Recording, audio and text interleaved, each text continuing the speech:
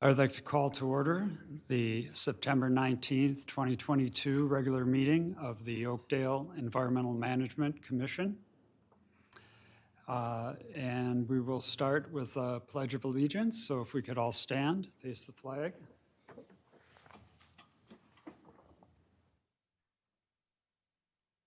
I pledge allegiance to the flag of the United States of America and to the republic for which it stands, one nation, under God, indivisible, with liberty and justice for all.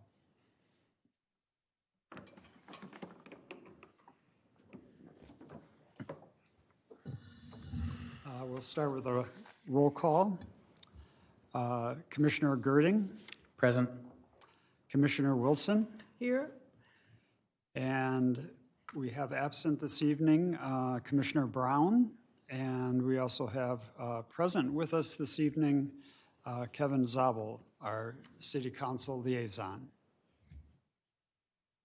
as well as our staff person, Shannon Reidlinger, the Senior Community Development Specialist. So our first item is approval of the meeting minutes from our August 15th, 2022 meeting. Do you note any changes or omissions in the meeting minutes?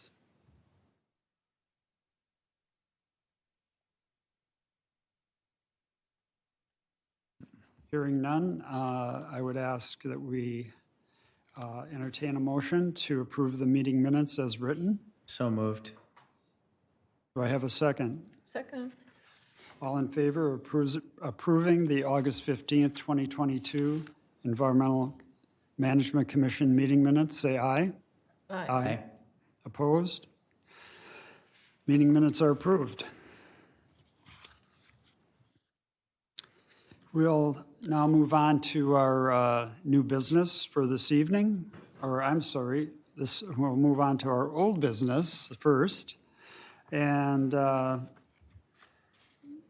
first item we're going to talk about is the electric vehicle suitability assessment update. And we've been working on electric vehicle suitability this year and looking at how we can evaluate or assess our city's fleet. And I will turn it over to Shannon Reidlinger, who will provide that update for us. Thank you for that context. So yes, as a reminder, this whole conversation started back in 2021 when the EMC reviewed our EV Ready Community Study. One of the identified action items in that study was to be able to conduct some sort of a fleet assessment to see whether or not there are opportunities to transition any portion of the city's fleet over to an electric alternative. At the time, the study had proposed a fleet karma study, but we were able to identify that XL Energy actually has a fleet, it's called FEEP. Fleet Electrification Advisory Program, that's what it stands for, available to XL customers, of which Oakdale is one. This whole entire program basically helps municipalities understand a little bit more about their fleet capabilities and then create some sort of a strategic plan for electrification in the long term. So that includes a number of steps, but the first step in program participation is to conduct an electric vehicle suitability assessment. So again, basically some way to help us understand how we are currently driving the cars that exist in our fleet and where there might be very much an apples to apples match on the EV side of things to help transition the fleet over. All of this was, I think we provided the EMC with these updates periodically throughout last year and the beginning of this year, and then things had kind of gone quiet on your end while I figured out how we could manage to make this program participation happen. We were, a couple months ago, able to coordinate a contract with Sawatch Labs. They are the data analytics provider that partners with Excel through the FEEP participation program to be able to provide assessments to municipalities.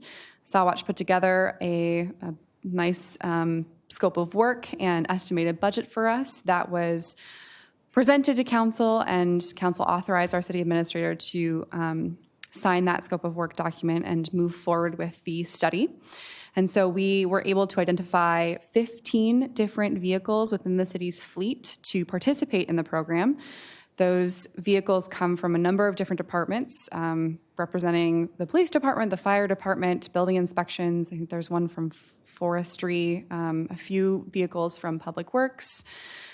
So we have a pretty decent swath of vehicles covered in this particular assessment. And we were able to install data analytics, their telematics devices, into all of those vehicles, at least the ones that didn't already have them installed, to be able to start collecting information. Information and data will be collected over a 90-day period, and then it will be put into Sawatch's proprietary tool to help, again, identify whether or not there are suitable EV alternatives to those 15 fleet vehicles. Any data provided is going to be made private. And so we're sure that there are no privacy concerns about the data that's collected through the telematics devices. It's not monitoring anything other than just information about the distance traveled by these vehicles, where they spend the majority of their time during the day versus at night, trying to understand a little bit how they operate in the winter time versus more of a temperate climate, that sort of a thing. And then the output of this assessment will be some sort of a recommendation from Sawatch about the types of vehicles that could be a good fit for Oakdale's fleet based on how we currently drive and operate the vehicles that we do have, or at least the ones that are part of the study. So it'll give us a sense for whether or not there are fully electric alternatives versus maybe a plug-in hybrid alternative that might be a good choice. It'll provide information about how often those vehicles will need to be charged based on driving behavior and distance. That is captured in the data capturing portion of this assessment. And the main goal is to make sure that any vehicle that they provide as an EV alternative is cost efficient, that it's going to be a good match for the city, and that it's going to provide definitely some environmental benefits in the long run too, because that's the whole purpose of this entire assessment. So all of that said, we are well on our way towards receiving this study. I'm really excited that we're participating in it. We have a lot of buy-in from across the city, so that's always helpful. And once we receive a report from Sawatch, that will first be presented to the city council so that they have a good idea of what came out of the assessment and what sort of recommendations are being put forward. And then I will also be able to share some high-level feedback and information with the EMC when the assessment is completed. Are there any questions?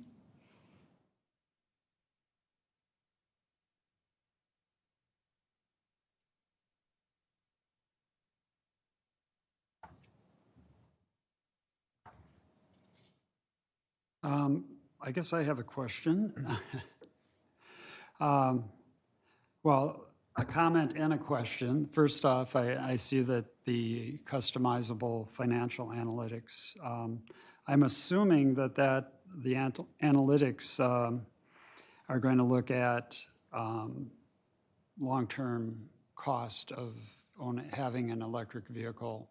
And I know that for when you look at electric vehicles versus gas vehicles, the cost over the life of the vehicle is much less. And I'm happy to see that as part of the analysis.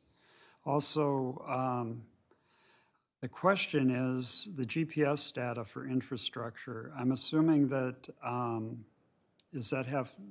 has to do with charging stations available for charging fleet vehicles? Mm-hmm. Yes. Okay. Yeah, especially because they don't, the goal of this assessment is not to complete it in a vacuum. The goal is really to make sure that we understand what the alternatives might be in relation to infrastructure that needs to be put into place in order to charge these vehicles.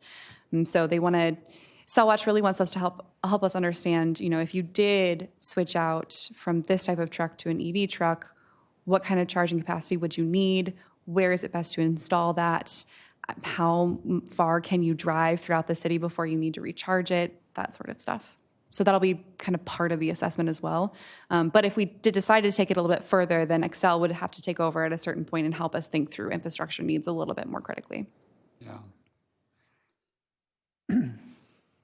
And I guess I'm assuming too that will inform the needs for the new infrastructure that we'll have for the police vehicles in the future. So, yeah. Okay, great.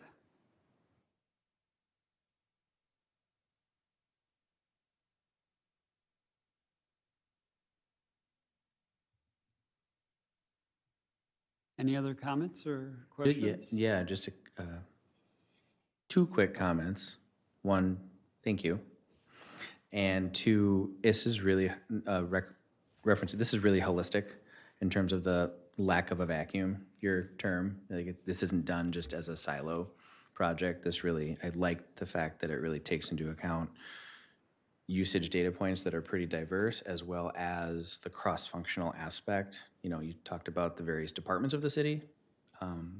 So I appreciate how, again, holistic this is turning out to be, which we couldn't have envisioned from the front end. Just like, start a study. But thank you for adding some depth and context to it. It's nice.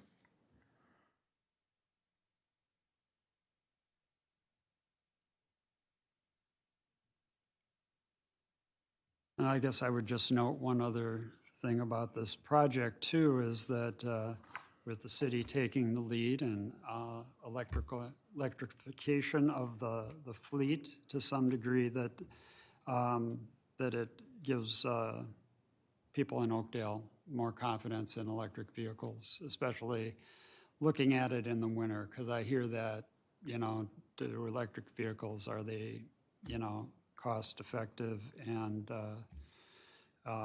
that in a winter climate, because the reduction in their range due to cold weather being an issue for some people. So I think taking a look at that and analyzing it will help in having our citizens looking at electric vehicles and noting that this study showed that they are viable, hopefully, viable for our fleet.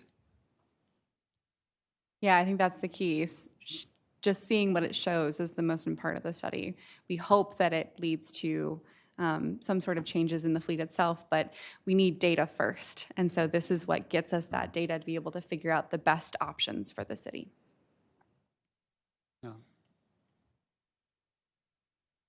Great. Well, this has been a long time coming, and it looks like we already have started with the installation, and got 90 days of data here to gather. So that's great. All right. The next item on our agenda is the Bike and Pedestrian Plan. And we have, with our meeting last month, we had our first introduction to the Bike and Pedestrian Plan and did some workshopping there. And tonight we're going to continue with some of that workshop. And also we have back with us Sean Murphy-Lopez to walk us through this. So I'll turn it over to you, Sean. Okay, thank you, Mr. Chair and Commission members. Good to see you again. So we've been working hard since our last meeting. We've gotten a lot of meeting materials ready. They're all in draft form currently, and tonight we'd like to get some of your input on those. So we have pop-up workshops scheduled for next Wednesday, September 28th at the Farmers Market. We'll be there from 2 to 6. And then on October 19th, I believe we're going to the library. Is that correct? TBD. We're still figuring that one out. Okay, so that's a potential one, and that's tentative at this point. And then we've also scheduled an open house for October 19th, and I'm not sure what day of the week is that. Do you know offhand? I do not. I think it might be a Wednesday. Okay, also a Wednesday between 5 and 7 p.m. at the Oakdale Discovery Center. So what we've done today is we've created this hybrid between the open house and the pop-up workshops. The pop-up workshops, at the farmers market, we're going to have one tent, one table. So we've got to shrink a lot of this stuff down to size. And then we'll basically be handing people surveys that they'll be able to make marks on. They'll be on little pieces of foam core, about 11 by 17 pieces that we'll hand around to people. But at the open house, we'll have them on bigger foam core. So this bigger foam core that we've got laid out here, the pieces of paper will be bigger for that. So as people come into the open house, they'll be able to walk around the room. We'll spread it out more than it is today, but we wanted everything in front here so folks watching online could see what's happening on camera.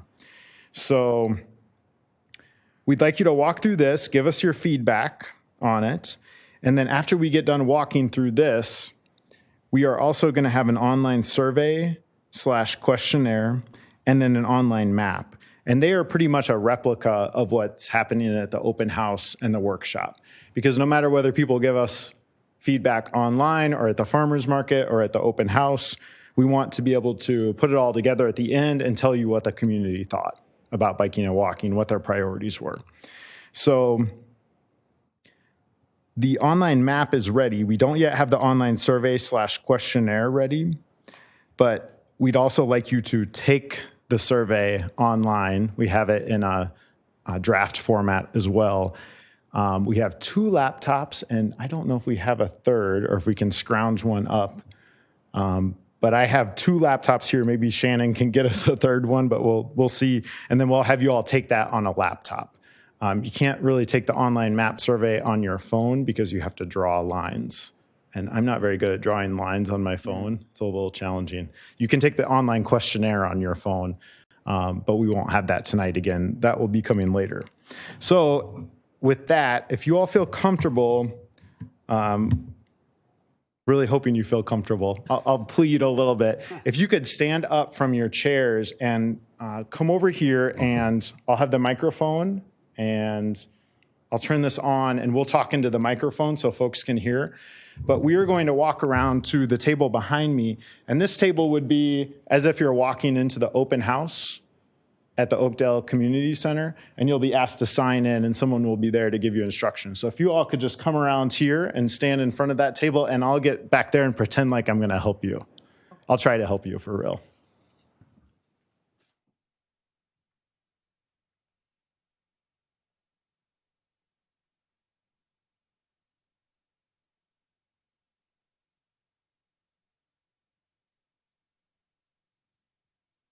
Okay, so as I walk you through this, just be really honest about anything. If you think we need to make tweaks or changes to anything, we had some troubleshooting to do right beforehand. Our easels weren't coming together very well.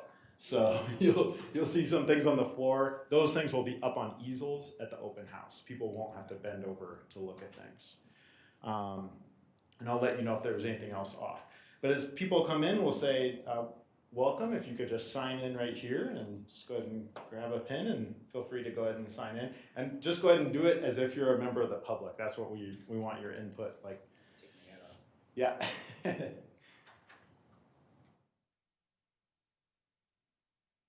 Softer surface to write on. Yes. How about? So these tables resemble the actual experience of the sign-in. Let's try that. Let's see if that works better.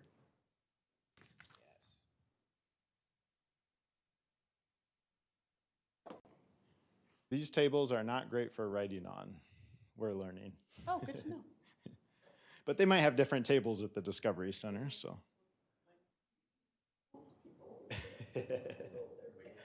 Same thing happened to me when I wrote the title on there. It looked shaky, my writing. Okay, so this survey right here is for you to fill out. I'll go ahead and give you this pen. And you can fill this survey out at any time during your time here today. There's seats and tables around so you can sit down to fill that out. These ask some different questions that aren't up on these easels around the room. Station 1 right behind me, these are just informational. Station 2 over there, and I forgot my little label thing. I put that right here. So this is Station 2. There are stickers right next to Station 2, and you can answer that survey using stickers when you get to that point.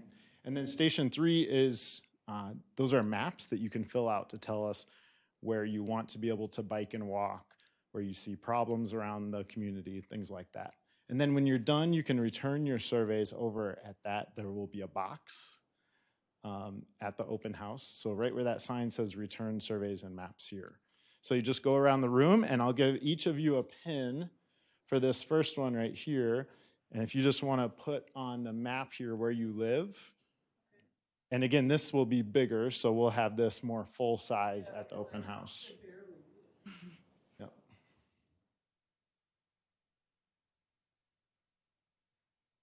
Then it'll be bigger. It'll be bigger. Lots bigger. It I'm needs just to be. thinking of people with physical. Yeah. Yeah, it could, Could also need to be lower. yeah. Needs to be lower, okay. Yeah. And the easel needs to be sturdier because I like Okay. Okay, so a sturdier easel Outside. and then lower.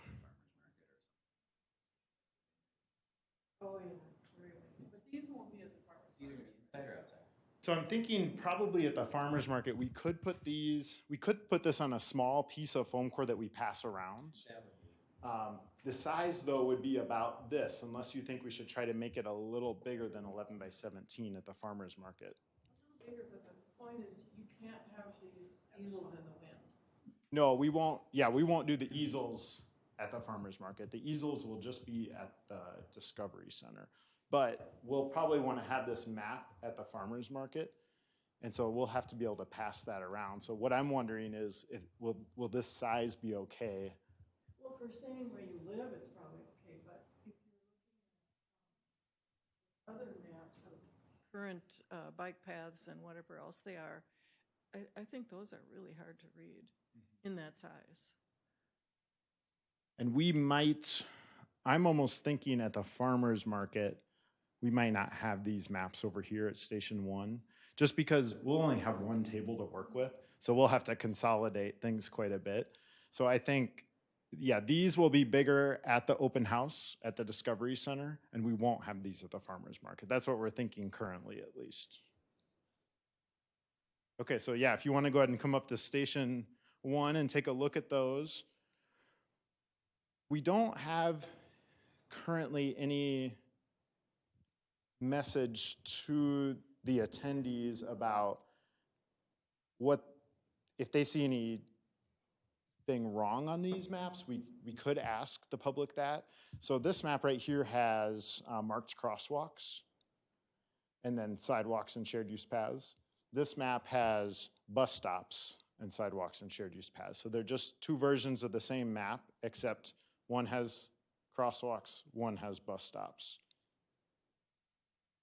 And then this third map, this is the existing and planned facilities map. So this is, I believe we looked at a different version of this one last month, where the red dashed lines show regional planned facilities, the blue show things that are in the city's comprehensive plan, and the red,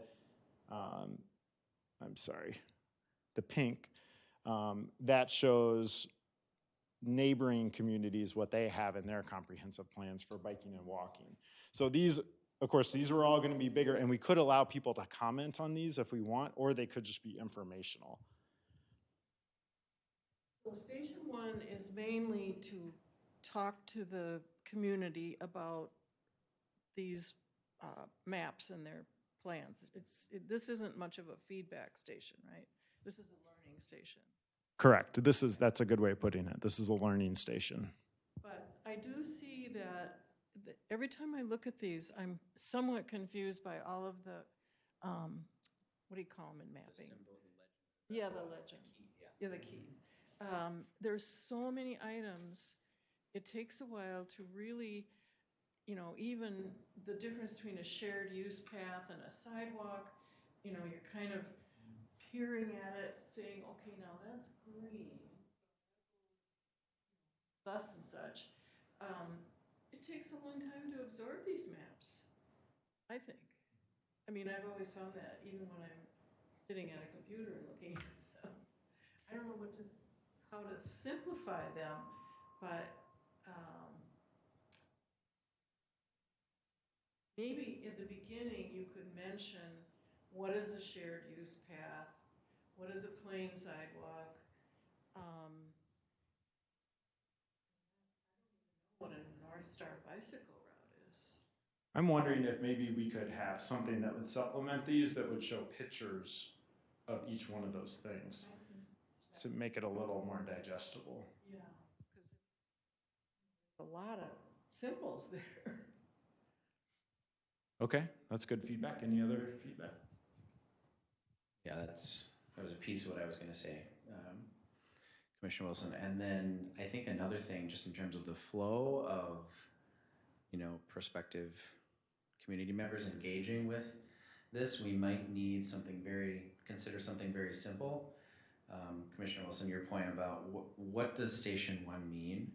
Like, this station is learning, and then the next station is suggesting or engaging or identifying or something with like 2 or 3 bullet points that take people through what do we want them to do by looking at these maps. Very simple, but just guide people through this whole thing. And I would even extend that to, or invite the extension of that to this questionnaire, like some holding statement at the top, like, why am I filling this out? Because a lot happens when you're tabling at an event. There's a lot of stimuli for somebody. I remember tabling with the esteemed Shannon last year for, was it organics that we did? And just rapid fire questions all at once from multiple people. Like, I'm not sure if there's gonna be 1 representative from your, or 2. Or if there's just 2 of you, you might need some quick, quippy bullet points, be a suggestion. Yep, great ideas, thank you. Regarding the legend and the difference between these, I think it would be good to have something like existing facilities with marked crosswalks to denote that that's the big difference with this one and this one. Existing facilities with bus stops, right in the title so that people won't have to compare the legends and note what's different. Got it, thank you. All great suggestions. It's kind of like the equivalent of when people do a writing workshop, You're critiquing the writing, so this is very helpful. You all ready to move to station 2? If you think anything else, we can always backtrack. Okay, so station 2.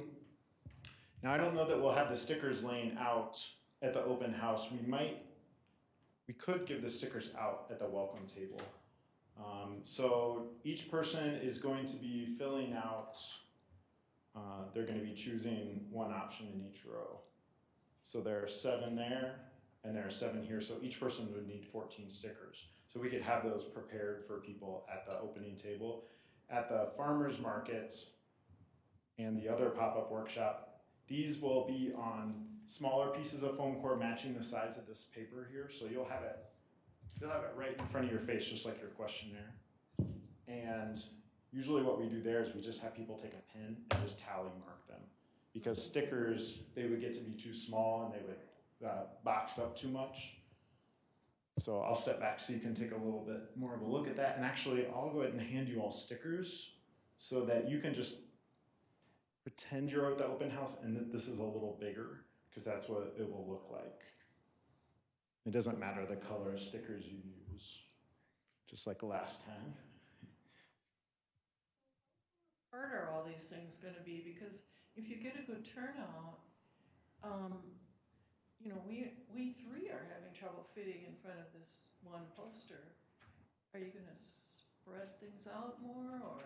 Yeah, so everything will be spread out more. The challenge that we had in this room is that we had to be in front of the camera. Right. And so we moved everything up here. So typically, say we had a room like this, you would enter up there at the doors, And then, you know, your welcome map would probably be by the city of Oakdale sign there. You know, station 1 would be back in that corner, station 2 would be back there, station 3 here. So you'd really move around in a circle and you'd have more space. Typically we get 10 to 20 people at an open house. And usually at the beginning you get a lot of people. And I wonder if you could have, would it be too confusing to have more than one of each of these? 2 of that diagram and 2 of that one. Hope there's a good turnout, so you would want people to participate as efficiently as possible. You don't want them waiting in line to put their stickers on.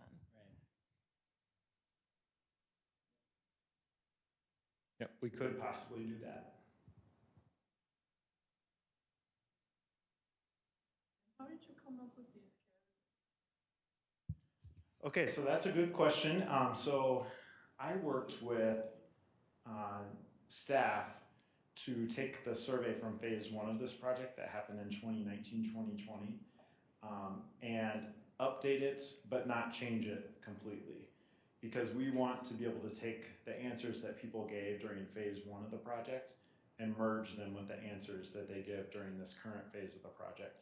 So all of these categories right here and these photos and how you would rate them from very comfortable to very uncomfortable, this is all exactly mimicking phase 1. And it would be difficult to change these and then be able to evaluate both phases together. And is it important that there be 7 categories? Well, there were 7 categories last time, 7 categories for bicycling along streets and 7 categories for walking along streets. That's what happened last time. Do you think that's too many? Does that strike you as a lot? Well, it strikes me as quite a few.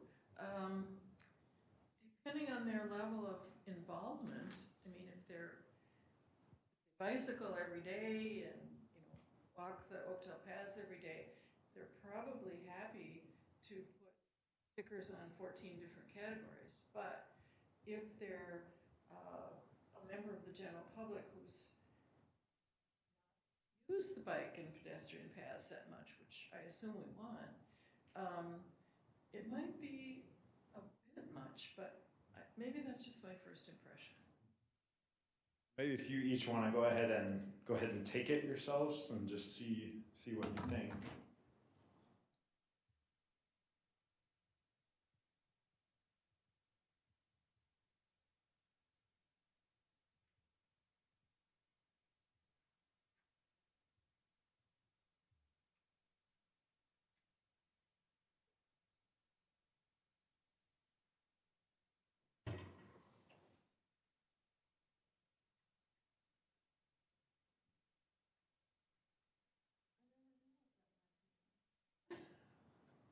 It's a shared lane marking on a quiet street. I see those little bicycles imprinted on the pavement, and I've always wondered what it meant. It means shared lane marking on a quiet street? Is that kind of a standard now?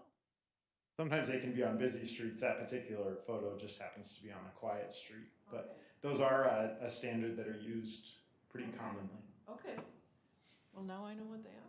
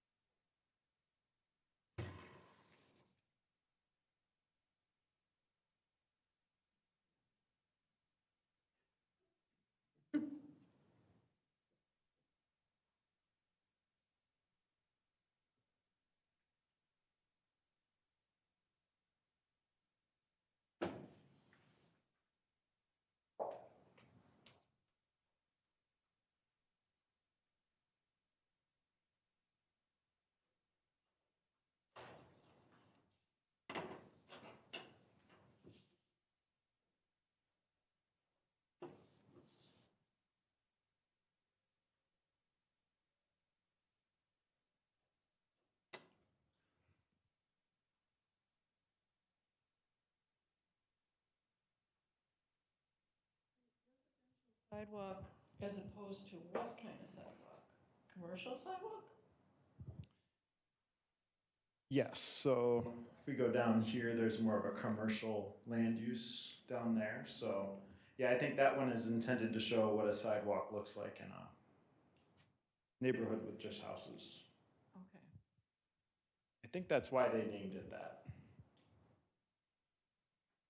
And again, these were folks who did the survey in phase one, who created the survey in phase one. So we're making some guesses as to why they did it this way.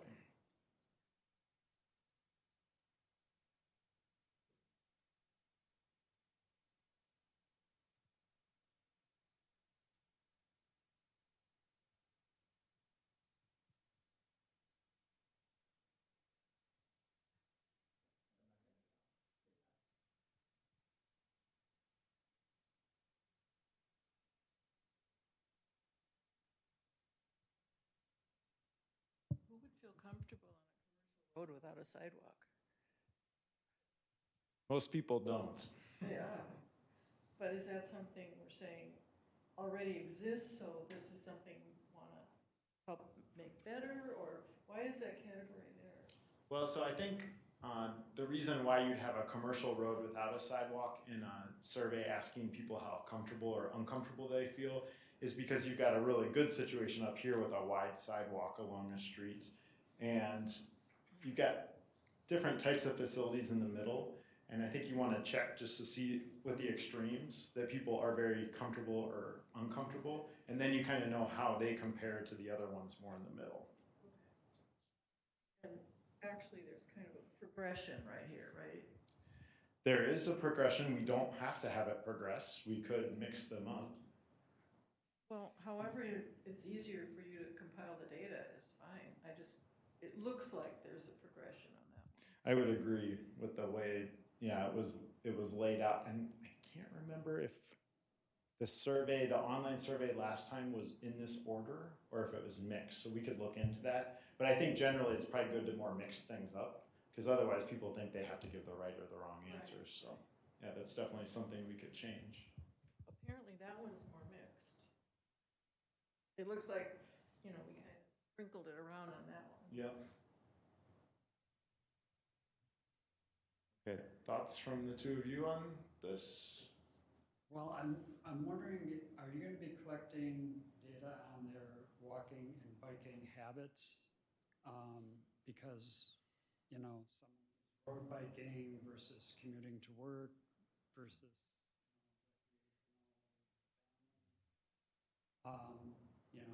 that might be good to have along with. Also, how often they bike. Yeah, frequency. I mean, I hardly ever bike. I do occasionally, but this is all, in my case, aspirational because I'm kind of imagining what I would like. Whereas other people who are more invested, like you are,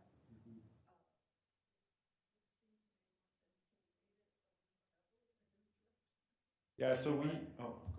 I was just going to say that on the survey, we do have, did you see that? That's where I was heading. Yeah. Continue, that was my thought. Yeah, we do have it on the survey that's in your hands. So we do ask people, how often do you walk? For exercise, health, or enjoyment, choose one, at least once a day, a few times a week, or a few times a month or less, or never. And then we ask the same question for bicycling. So what we could do is we could say, so for the people who bike at least once a day or a few times a week, did they answer the facility question differently than the people who never ride a bike or the people who ride a bike a few times a month or less? Right. We could do that. but you can't really correlate that questionnaire with those boards. So that is one challenge of the open house. Now we could do this a little differently and we could shrink those a little more and we could have people answer that question on here and then keep these together and then we could tie them together. On the online survey, they are going to be tied together. So.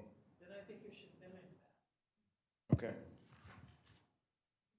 I'm at an open house and I put my stickers all over here and then answer here, but this is anonymous, right? Or wait, is this survey anonymous? Well, it's not tied to people's names. That's, okay. So you would never have a way of tying these to that if we did it this way. You're right. No.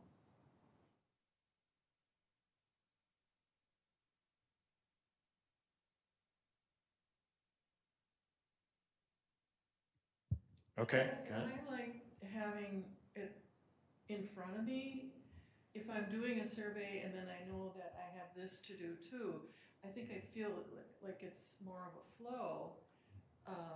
This almost seems like a disconnect, but you could have them on display so people familiarize themselves before they do that. Okay. Other thoughts?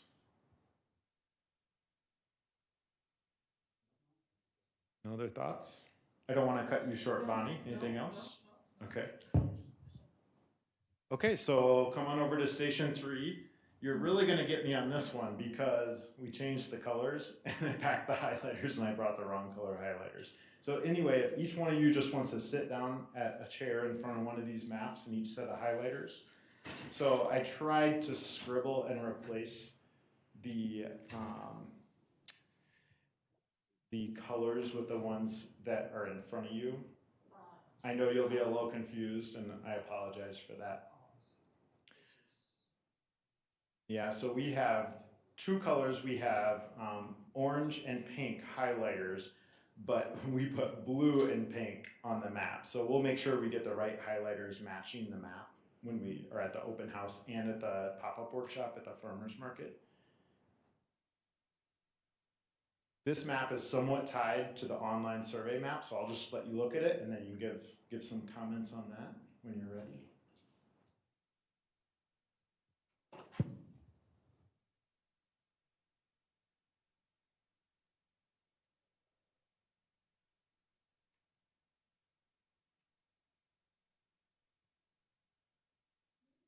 Just an example. This is aspirational, right? This is what we want. Is that true? Well, I'd say for the first category, it's more of what you currently do, your current walking or bicycling routes. The second category, that's called desired walking or biking routes, that would be more aspirational.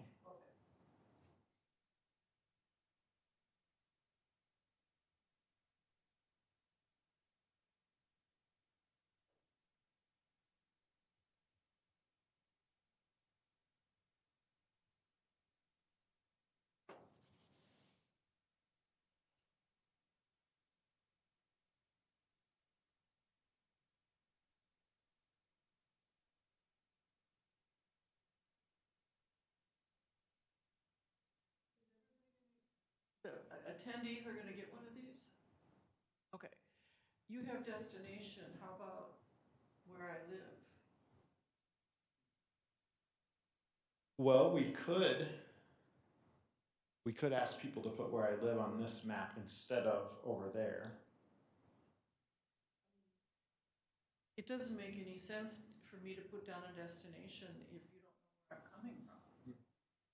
I mean, obviously if I drew a line, I guess it would make some sense, but,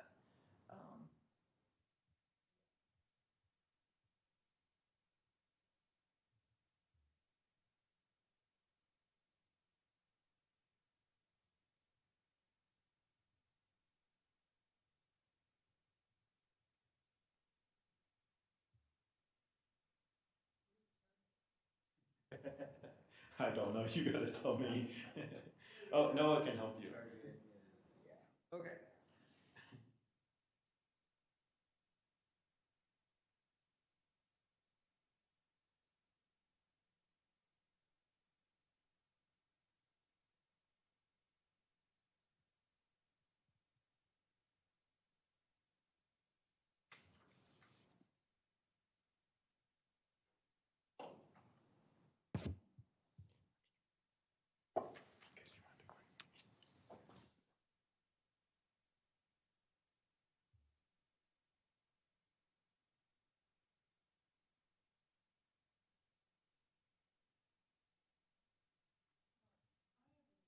That lives somewhere in here, but it's really hard to read.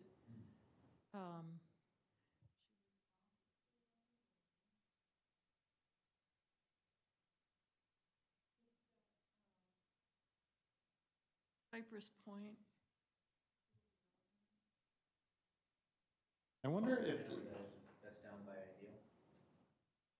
It's off of Hadley, which is on this side of Hadley. This might be it here. I wonder if it would be better if we tried to make the street stand out a little more. I think That would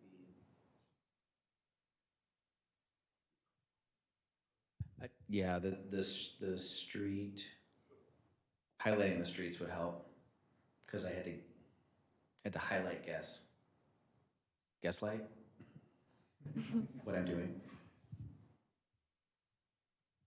okay, that's helpful.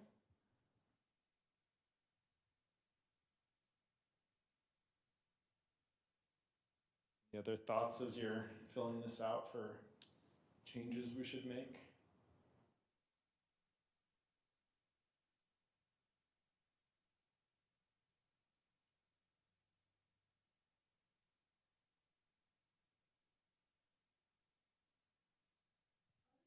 Schools, you don't really have any landmarks. I wonder if you couldn't put in something like Target or, yeah, retail, something like that to make it not quite such a challenge. It's very clear where the Oakdale Nature Preserve is, and I go there all the time. But I had to guess about this commercial area here. So we clearly mark the schools, but other than that, it's a little bit mysterious. You have to really know Oakdale to pinpoint some of these things. Are there any other things besides retail and the streets that you can think of? Point out where the library is.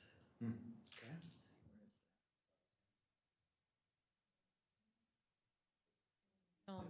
Yeah.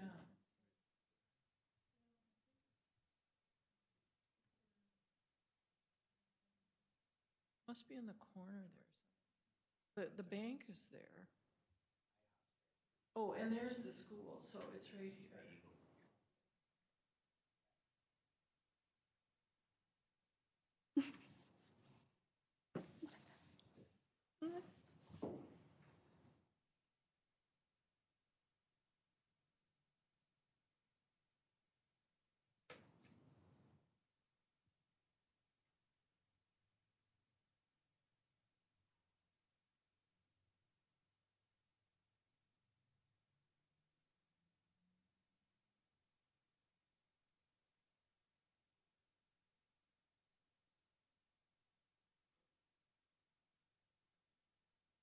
So what we do with these paper maps is after the open house or the pop-up workshops, we actually enter these into the online survey.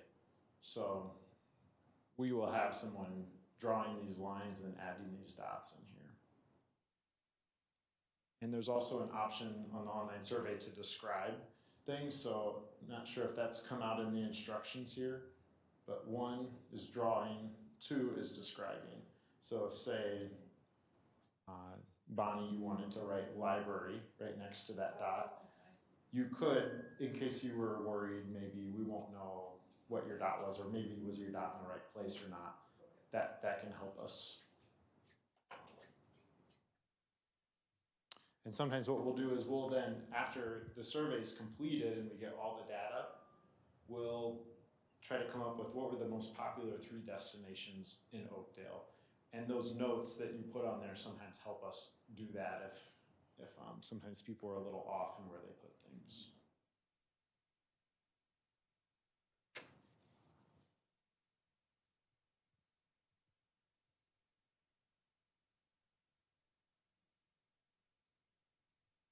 Do you all think it would help to have an example map at the station for people to see, or do you think that would? Probably. Okay. Yeah, hypothetical person A decided that these were the routes that they take and these were the routes. So the fact that if you wanted to.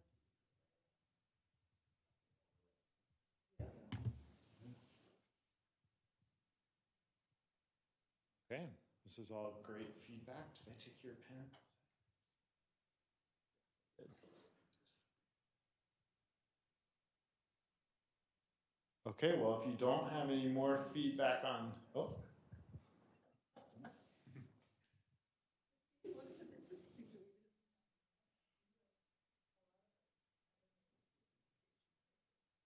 Okay, we don't judge you based on that. No, but I mean, I think it's interesting to see. Yes.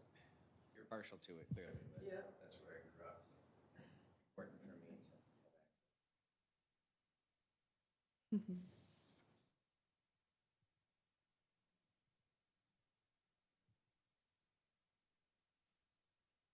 Actually, while you're sitting down too, if you haven't done so already, you could go ahead and fill out the online questionnaire. And then if you have feedback on that, that would be helpful for us to hear too.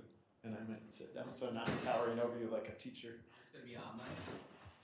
Yes, the paper survey or questionnaire that you have in front of you, that will be online as well. So sometimes we add a note and we'll say, if you, how do we say that? If you come to the open house or the pop-up workshop, you don't need to fill out the online survey. Or we could add a note somewhere about that as well. Because we don't expect people to answer things at the open house and then take the online survey as well. Finish. You're such a rock star.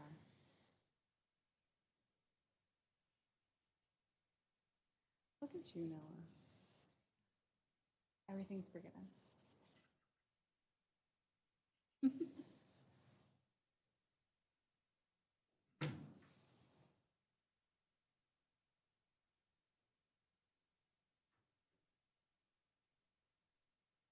I don't want to tell you to not give us opinions on some of these, but some of them did come from phase one and they're somewhat locked in already. Some of them we added and they're not.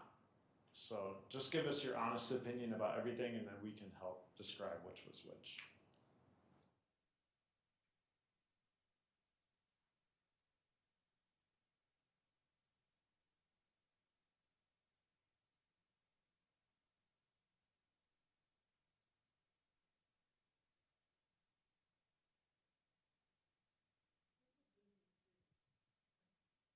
Ease of crossing busy streets.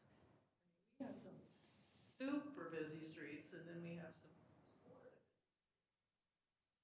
So I would think probably any that have stoplights on them or that have lane markings down the middle. I would think of, if someone asked me from the public in an open house, I think that's how I would describe it.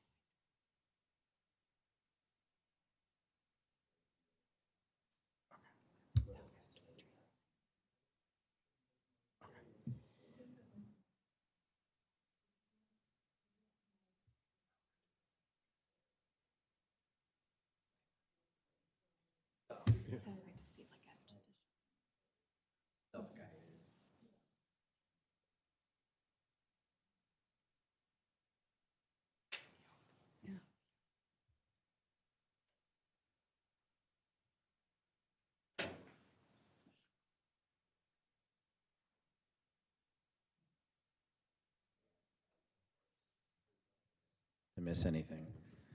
Commissioner Wilson had a good idea, is to let people know how long approximately this process is going to take at an open house, so they're prepared, like, oh, 25, 35 minutes. And then we talked about it, as long as the state's, you know, from a self-guided perspective, if everything's clear, concise, and easy to navigate, they'll walk away feeling like, oh, yeah, that was not a heavy lift, or so.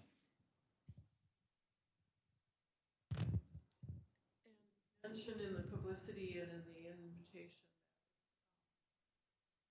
that it's an easy half-hour endeavor or something like that. Consortium or something. They don't have to sit and listen to someone talk the whole time about bicycling and walking. It's not an all-day retreat. Yeah.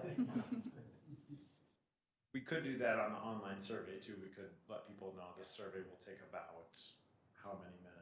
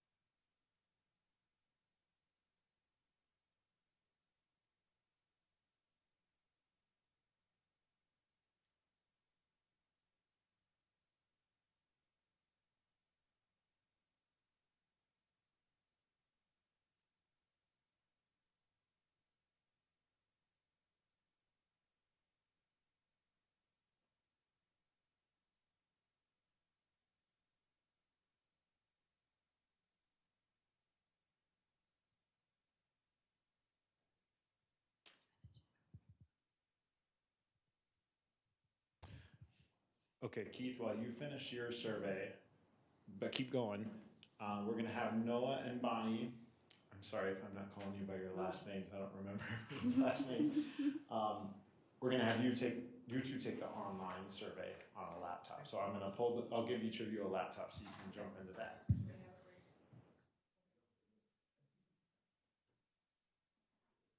What's the Mac? Oh, yeah. What do you want? Never use those. Totally good. Get you signed in here. I'll sign in passwords here.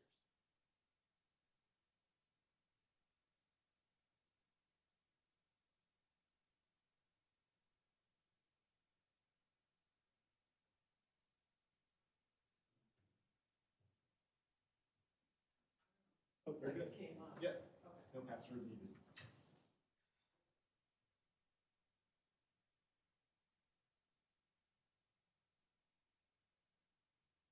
Email address is optional, right? I think that's what it says there, right? It says, use your email address to log in and make comments and to receive project notifications. It doesn't say that it's optional. So maybe it should say it's optional if it is optional. Because some people don't want that. But will that mess up your survey if you don't have your? No, we don't have to have emails from anyone. No. At the bottom, it says continuous. Ah, there it is. Okay. Sounds like it's a little confusing though, so we need to sort that out. Yeah.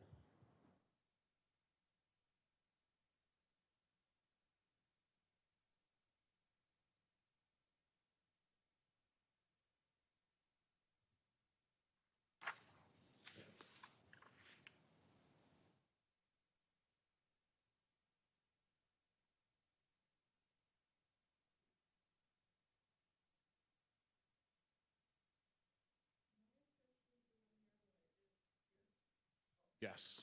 Yeah. That's the goal.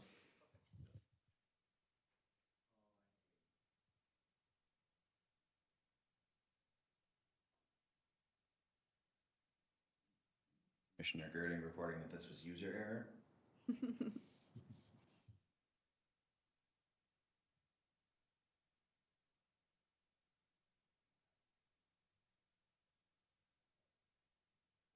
Jump out to you though. Yeah.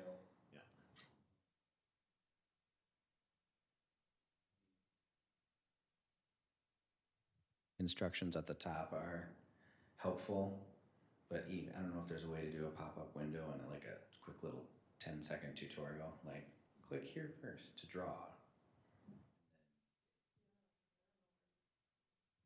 Yeah, I had that problem when I started it too, so I understand. That's right. Oh, okay.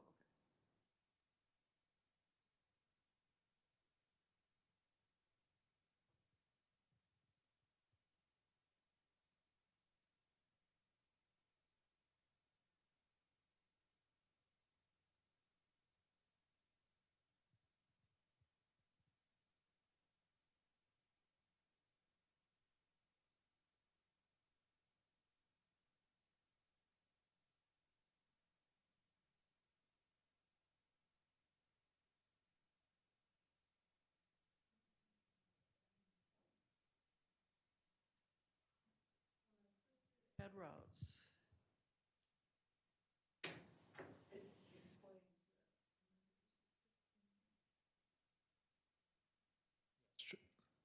Try clicking on one of those. Okay.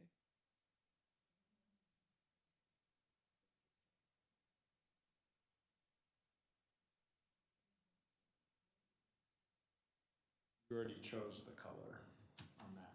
Oh, I did, okay. Yeah, I think you Was it the chose, ones that I use now? I think you chose the pink, but that's a good question now. What if you went back up there and tried that again?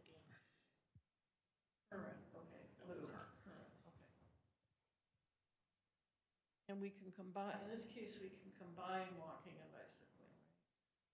That's how we have it laid out here, yes. We actually had them separate in phase one, but there were 10 categories. In phase one, we thought that was too much. Yeah. So we tried to Well, I consolidate. like having it combined because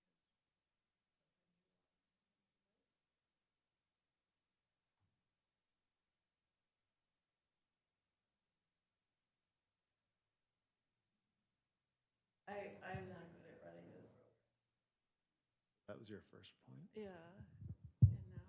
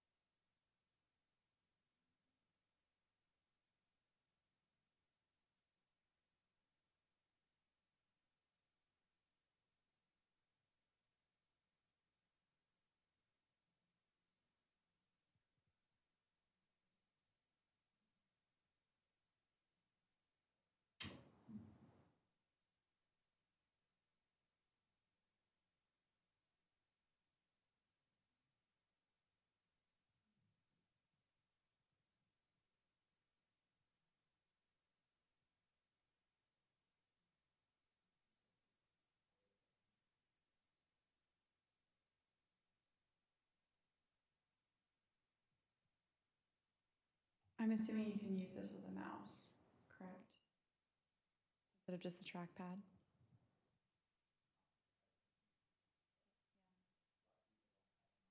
No.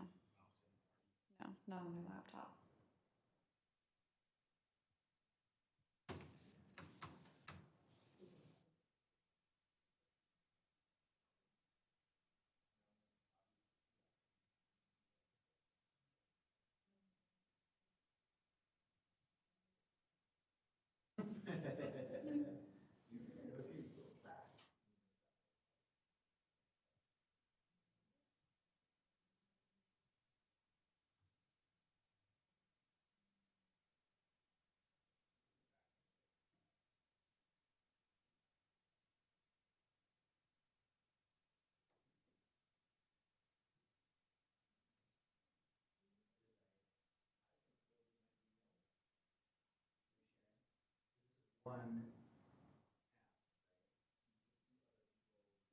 Probably my last.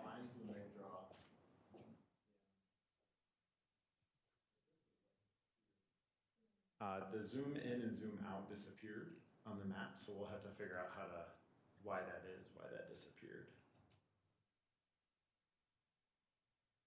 Noah, did you notice any issues when you were? Question is, did I notice any issues when I was taking it? When I've been drawing the lines or points? No.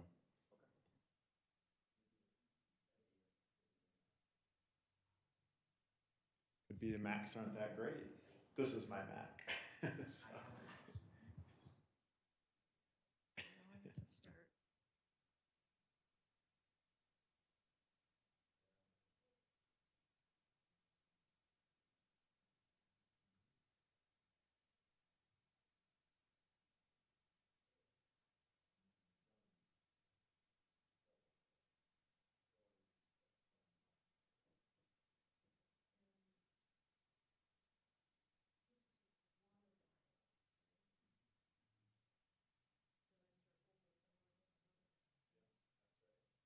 Done with that one, yeah, just click done drawing. And if you want to leave comments about that route, you can. No. Or you would just, Do I have to hit submit? or you just exit out, I think. Right? Start. Go away. Now you can start drawing another one, you just have to go up to here That and would go choose. away, I think.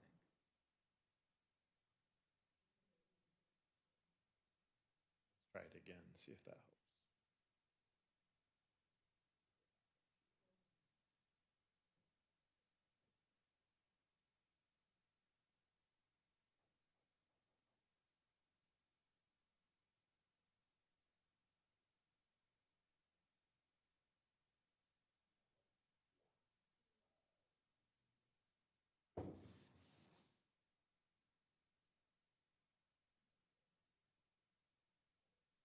There, that There was the went thing.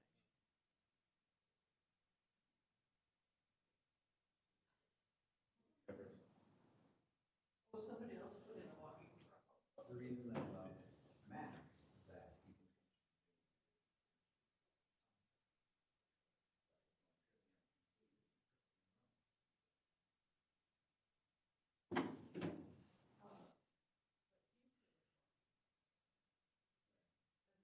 Did you put in walking problems somewhere? All right, they show up on our computer as well.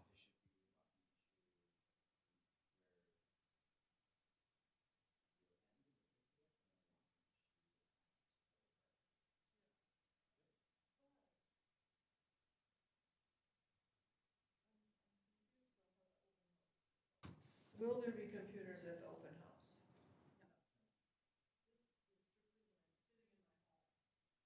Never gonna see his walking problems, and it'll never overlap like this when I'm at home. So I believe the public has the option to be able to look at other people's answers, or they can get rid of the answers. And so we must be on the option right now where we can see other people's answers as they pop up. But as more and more people take the survey, that will get very distracting. So then there'll be the option, I'm pretty sure, but I need to check into that to see how to do that. This exercise, we're pretending. Exactly. Now we're at home. You two, at least. Keith's still at the open house.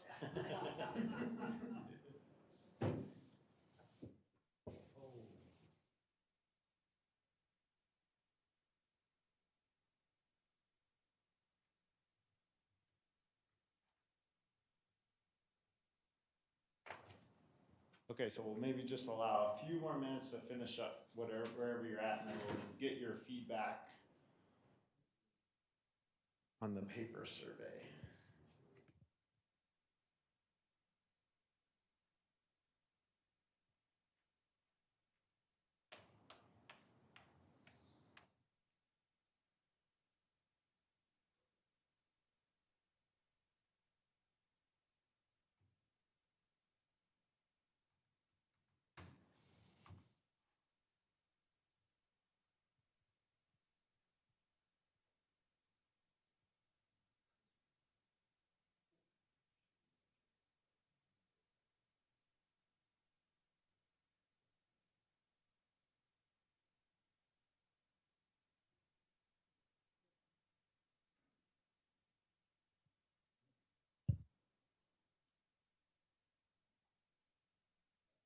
All right, Shannon wants us to get the last of our feedback in, so why don't you all share, if there's anything else with the map, the online map, you can say that, but especially let's talk about the paper survey. Were there any reactions you have to any of the questions you answered there? All of these, I've been a little confused about when I should use neutral. It sort of makes me feel like I don't care if I check neutral. Can we call it okay or neutral and official survey? I don't think this is, we're not, we're not an official survey firm, so this is more of a questionnaire. So yeah, we have a little more liberty to change things. It's probably just a personal thing, but it makes me feel like I have no opinion in that column. But I do have an opinion. But it's neither good nor not good, and I wouldn't call it neutral. Would you call it satisfactory? Yeah. Opting out somehow. Okay, so okay or satisfactory, those might be better words than neutral. I think so. Okay. Other thoughts? We talked about it before, but just the prompt on the front end. Thank you, thank you for spending a few minutes to take this. This is what's going to happen. Everybody gets a puppy, whatever you want.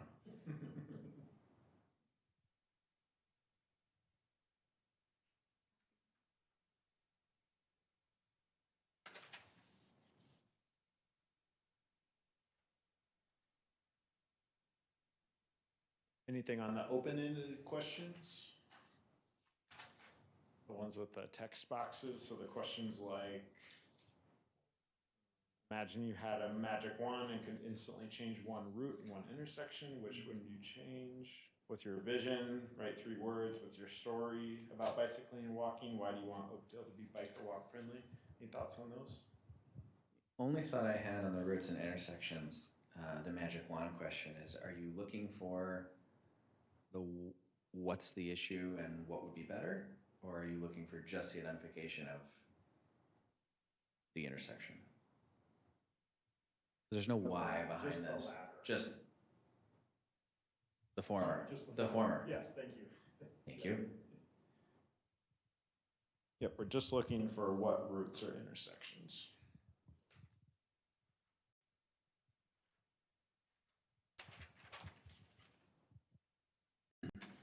Yeah, I'm, where you have like ease of crossing busy streets. I'm just wondering if you need a question about safety specifically, because I think of crossing busy streets as being a safety issue, but there isn't a question about, safety in particular, asking about that, because I think it's implied, but I don't know that any of these could be a safety issue too, like motorist attitude.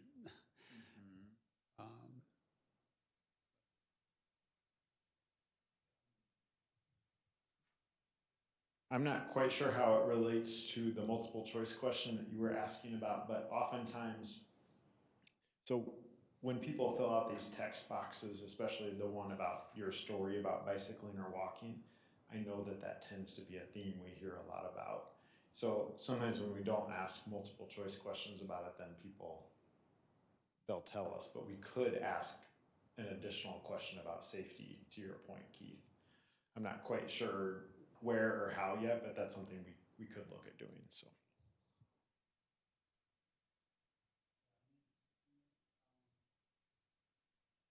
Maybe to just, I guess a condition would be, heavy traffic or speeding, fast traffic or something to that effect. Okay, thank you. Anything else? Well, I was a little confused by location / placement of curb ramps at intersections.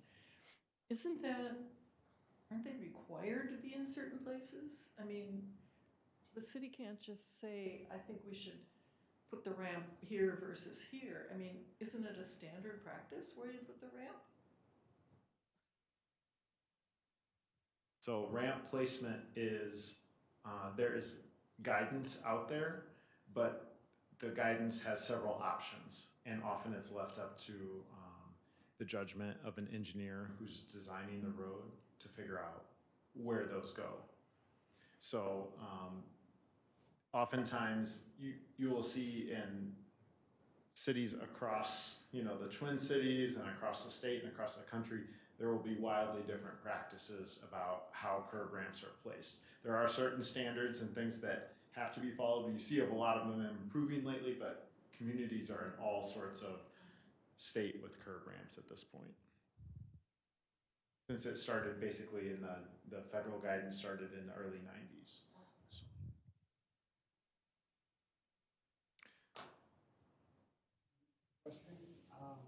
So the map, when people do the map, it will be linked to their questionnaire. Not necessarily. So the online questionnaire, we're going to use SurveyMonkey. It's a platform. Then the platform for the map is called Wikimap. So there's two different platforms. It is challenging to tie people's answers on the questionnaires to the maps. Now at the open house, we could staple them together, but with the online surveys, we can't tie them. So it's not something we can currently do very well.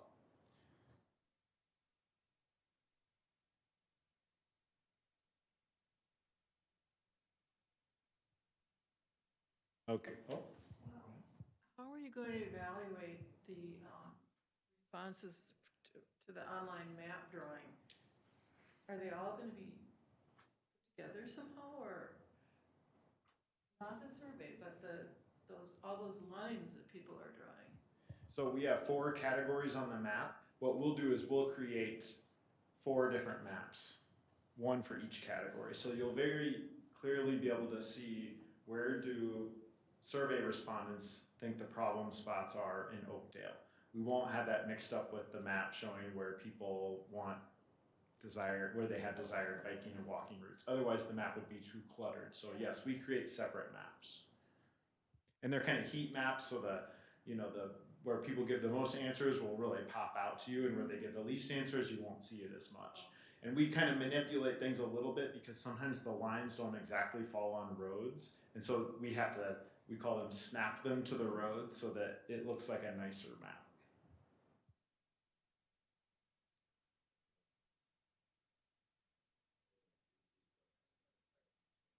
It's okay. I'm sure you didn't break. I'm sure you didn't break my screen. Okay, so this is all really good feedback, and I think that's all we needed. And I know Shannon has other stuff to talk to you about. So We just have other things on the agenda. right. Mm-hmm. Yep. Okay, so thanks for doing this interactive activity.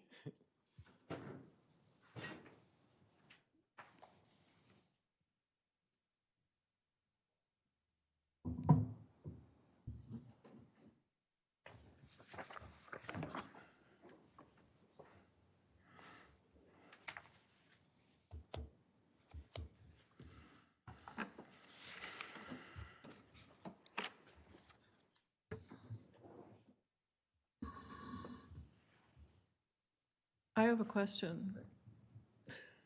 Go ahead. Would you like the commission members to be at the open house? I guess that's up to you if you're available, and would that be helpful for your purposes? Yeah. Yeah.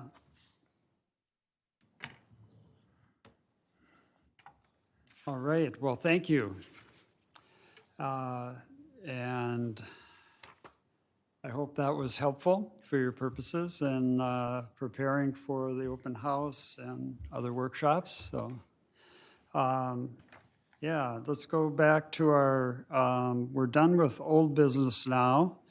And this will be the public events coming up. We'll be continuing to help with putting together our new bike and pedestrian plan. And this is a a great project that, will really help with a number of issues regarding making commuting easier, making recreational biking easier in Oakdale, and also just having places to walk where we feel comfortable and can enjoy a lot of the parks in Oakdale.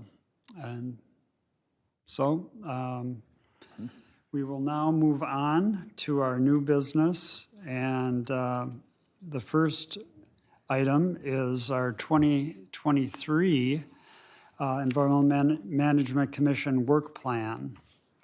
And we normally, every year, we do a workshop in November at our November meeting to draft our work plan for the next year. And we will be doing that again this year. And I just would like the commissioners to begin thinking about the work plan. And I have a few things I'd just like to mention. I will not be here for our October meeting.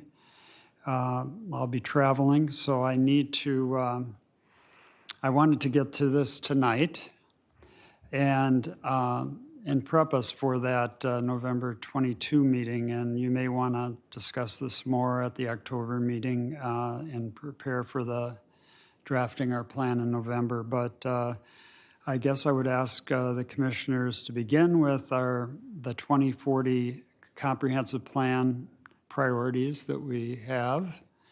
That document is available, the priorities, and we've used it in the past. As soon as you see it, you'll be familiar with it. But to take a look at that with the idea of how those priorities would work with our work plan, our current work plan, and then for 2023. Secondly, the 2022 Green Step Cities, both our best practice priorities that we've identified, and also the metrics that we're tracking. And with those two things to look for areas for improvement, and also are there other areas that are relevant to the 2040 comprehensive plan. And so you can kind of look for a matrix there of priorities. Thirdly, our electric vehicle priorities, and with the study to be, or the data to be collected yet this year, and getting that information next year, we can use that to look at some of the EV priorities that we have listed, and also the relevance to the 2040 comprehensive plan. And then, of course, look at our current work plan. And I think that, I always like to look at it, our previous years going in, and look at it with what we need to continue in 2023, the projects that we may need to add. And I think when we think of projects, is there a dollar cost to those projects, or is there time required by staff and our commission to do those projects? And then also, if there are things that we've completed or that are not needed, or we may not need to proceed or do less with something due to changing priorities. And so there may be things we really want to emphasize next year and change our priorities as well. So I think that's mainly what I wanted to say about getting prepped for our November workshop on the work plan for 2023. And I think, with good preparation, we'll have a great work plan in 2023. So the next item on the agenda is the bus tour, and I'll maybe let Shannon talk about that one. Yes, this didn't have any materials in the packet just because I wanted to just give a very brief reminder. You should have all received an email inviting you to this bus tour. Essentially, we are doing a tour for a majority of our commission members and the other advisory bodies as well around the city so that you can see new development projects, redevelopment projects, just understand a little bit more about what's going on in Oakdale. It'll start at the Discovery Center. Food will be provided, so we'll have some sort of a meal, likely like sandwiches and stuff like that. And then you will get on the bus and we'll have a guided tour. I don't believe that it should last too terribly long. We are going to try and fit everything in before the sun sets, and that obviously happens a little bit earlier in October.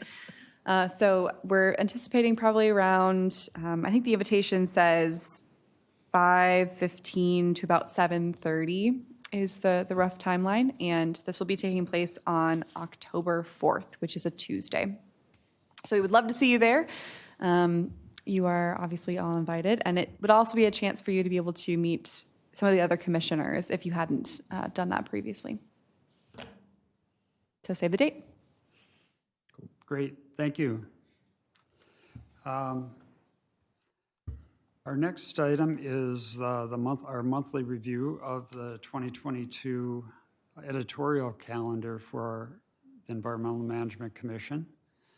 And we have the month of September here with being electric vehicles. And noting here that you've already had a number of things that you've been promoting in the media and social media, and then also things that are planned for later this month. So great, it looks like it's really working. Yeah. And that we are getting communications out on these topics of interest for the month. And as I look at October and November, it looks like there's also a good plan there.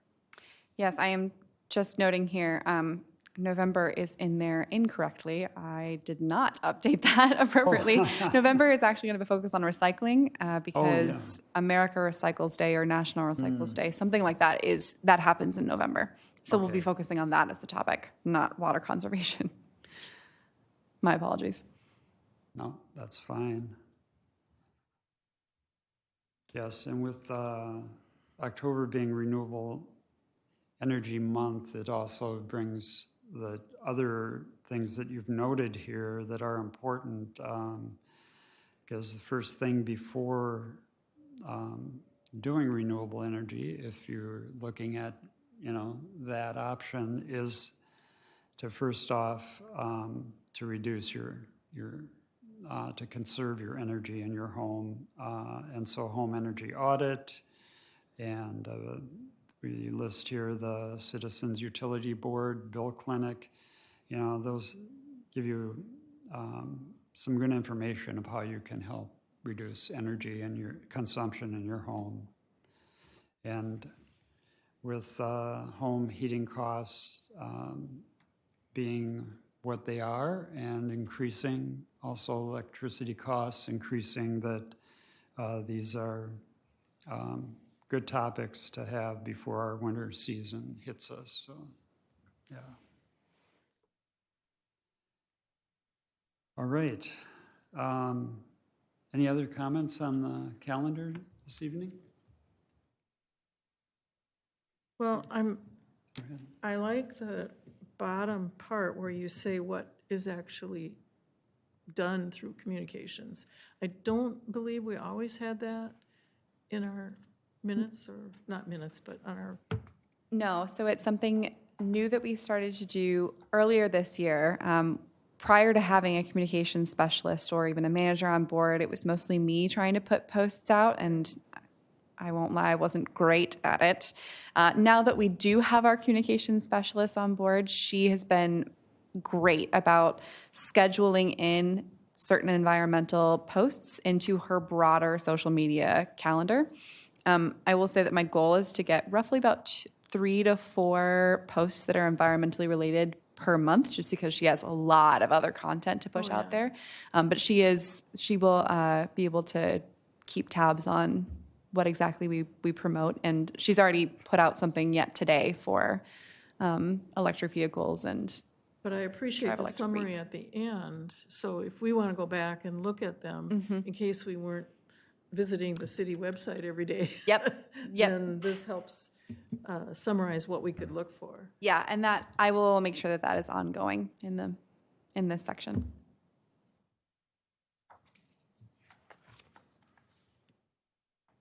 All right. So it's now time for commissioner updates. If there's anything that we did not have on our agenda this evening that commissioners would like to bring up or provide an update, now's the time.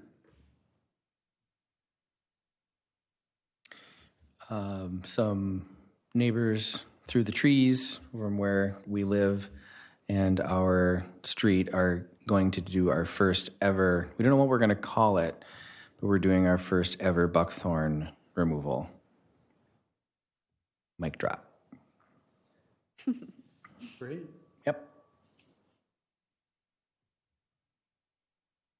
Yeah, I know neighborhoods have done that together, other areas, and it's a great thing to do, bring the neighborhood together and also to get rid of the buckthorn.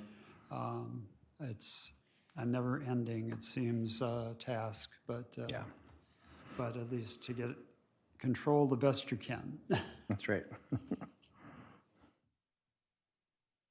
All right. I don't have an update on the Grow Solar's Twin Cities program from what I know from last month. Hopefully I'll have that soon and can send that to you, Shannon, so you can put it out there, the program. The program, I believe, ends at the end of this month. I don't know that they're extending it at all. They have in the past, but as far as I know, at the end of the month, they will. But if you call them before the end of the month and they aren't able to come out and do an estimate, it still counts as long as you make an appointment with them by the end of the month. So now it would be time for our council liaison. Do you have updates, Commissioner or Councilman Zabel? Just a real short one. Thank you, Mr. Chair, members of the commission. Biggest update from the city council is at our last meeting, we approved our 2023 preliminary levy. This is a requirement in state law that we have to do by the end of September, establishing the ceiling, the high water mark for property tax levy in the year ahead. So we went ahead and did that. We addressed a number of needs in the 2023 budget, so we are very happy about that. Amongst the needs that we're addressing, adding a police officer, finalizing the full-time conversion of our fire department to a paid full-time service. Just some odds and ends around City Hall. So we have a lot in there.